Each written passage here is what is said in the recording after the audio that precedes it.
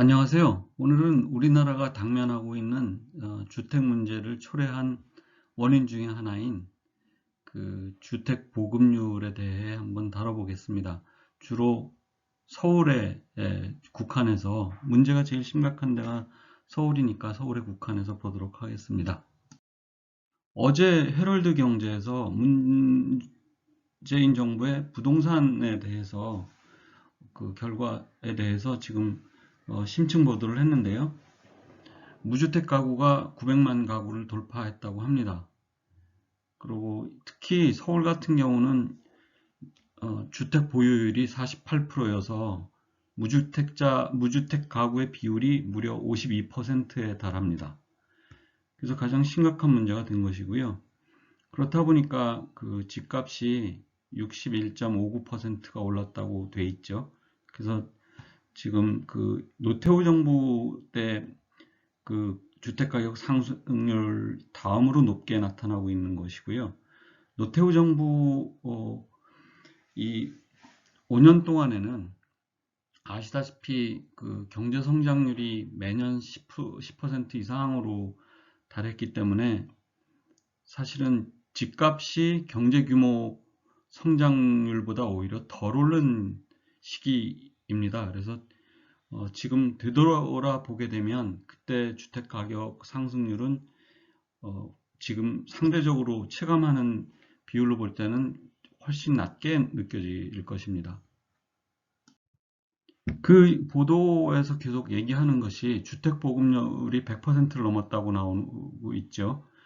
그렇지만 사실은 주택 보급률 100%가 넘는다는 것은 그 왜곡된 통계고요. 실제로 주택 보급률은 90%가 안 되는 수준이고요. 특히 서울 같은 경우는 73%에 불과합니다.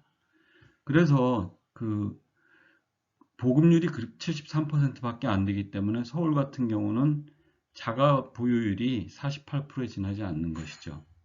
근데 그 보여드릴 테지만 그 국토교통부 통계에 따르면 94% 서울의 주택 보급률이 94%에 달하니까 그게 굉장히 왜곡되어 있다는 것을 알 수 있을 것이고요. 그래서 그게 왜 문제가 되는지 여기서부터 지금 살펴보도록 하겠습니다. 국토교통부에서 발표한 서울의 주택 보급률은 94.9%로 되어 있습니다. 그 기초가 되는 그 가구 수나 주택 수를 보게 되면 여기 보이시는 대로 가구 수는 대략 400만 가구, 주택 수는 380만 채 이 정도로 있죠.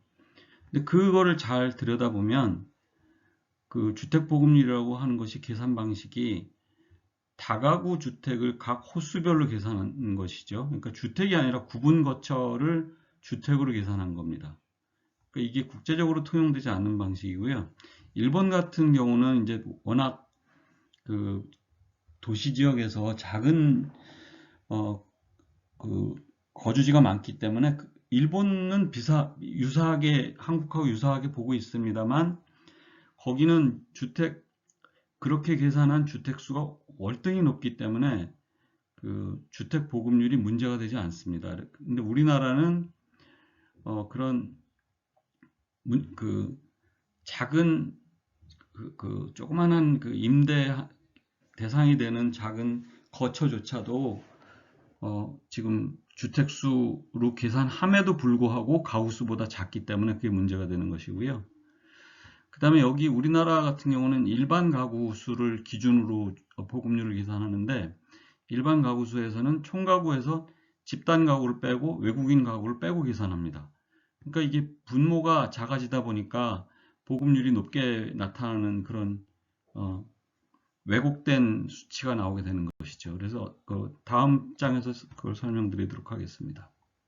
그 2020년에 인구 총조사 결과는 가구가 서울에서 412만 7천 가구 정도 되는 것이고요. 인구로 치면은 지금 960만 정도 되는 것이고요. 그런데 지금 그 보급률을 계산할 때는 일반 가구만 계산합니다. 근데 일반 가구라는 게 뭐냐 하면 외국인 가구를 뺀 것이고요. 외국인 가구원도 뺀 것이고 그다음에 그 아까 보여드린 대로 집단 가구, 비혈연 가구 이런 데 있죠. 보육원 같은 경우 이런 게 빠지는 것이고요. 그래서 이런 거를 빼고서 일반 가구를 계산하니까 여기서 상당한 왜곡이 먼저 일어납니다. 외국인 가구라고 해서 집이 필요하지 않은 건 아니니까요. 그다음에 이 다가구 주택을 구분 거처죠. 셀 하나를 그거를 지금 주택으로 간주를 했기 때문에 이건 제가 역사안으로 이건 통계에 나와 있질 않아서 다가구 숫자가 나와 있질 않아서 제가 따로 만들어서 계산한 건데요. 그렇게 보면 지금 다가구 주택이 19만 채인데 국토부 환산한 대로 하면 100만 채가 됩니다. 그 100만 채가 27%에 해당하는 것이 되겠고요. 그래서 이 수치가 굉장히 왜곡된 양상을 만들어냅니다.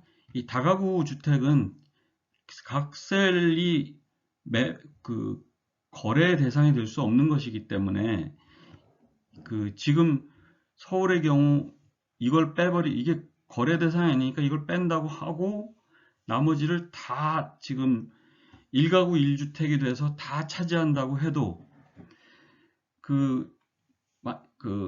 1가구 2주택을 싹 없앤다고 해도 결국은 주택을 보유할 최고 보유율은 73%를 넘을 수가 없습니다. 그러니까 이게 사람들이 언뜻 생각하기에 보유율이 95%다 그러면 1가구 1주택을 만들면 95%의 사람들의 가구에게 그 주택이 돌아갈 것이다 이렇게 생각을 하지만 실제로 이 다가구 주택은 이게 한 채로 거래 대상이 되는 것이기 때문에 1가구 1주택을 서울에 있는 모든 집을 1가구 1주택으로 만든다고 해도 주택 보유율은 73%가 되고 그 말은 27%에 해당하는 사람은 영원히 집을 가질 수 없는 거죠. 지금 상태로는. 그러니까 절대량이 어마어마하게 부족하다는 걸 알 수 있습니다. 물론 거처의 단위로 생각한다면 그 문제를 94%까지 할 수 있겠지만 어느 누가 영원히 셋집에 살고 싶어 하겠습니까? 그러니까 이를테면 싱가포르 같은 경우는 주택 보유율이 89%거든요. 근데 우리나라는 이론적으로 서울은 지금 서울에 있는 집을 모두 다 1가구 1주택으로 만든다고 해도 73%밖에 안 되니까 보유율이요. 싱가포르를 대비해서 얼마나 열악한 조건인지 아실 수 있을 겁니다. 그래서 소유 가능 주택 보급률을 한번 생각해 본다면 일반 가구만을 봤을 때에는 지금 건설교통부에서 국토교통부에서 한 대로 하면 94.9%가 나오지만 소유 가능 주택 수로 하면 75.7%, 76%로 떨어지게 되겠죠. 외국인 가구를 포함하면 73.1로 떨어지게 되겠고요.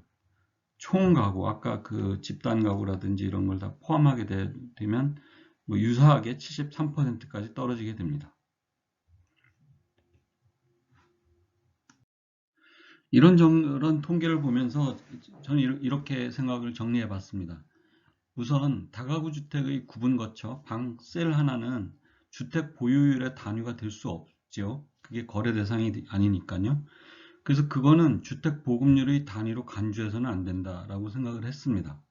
물론 임대주택이나 이런 것도 있으니까 보급률의 단위로 볼 수도 있겠다 이렇게 생각할 수도 있겠지만 실제로 임대주택 같은 경우는 그게 실질적으로 거래 단위가 되지 않습니까? 그러니까 장기 임대주택도 있고 하니까요.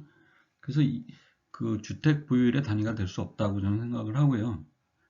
두 번째로다가는 그 점을 감안해 보면 서울의 주택 보급률은 너무 낮다는 거죠. 극악한 수준이라고 할 수 있겠습니다. 지금 봐서는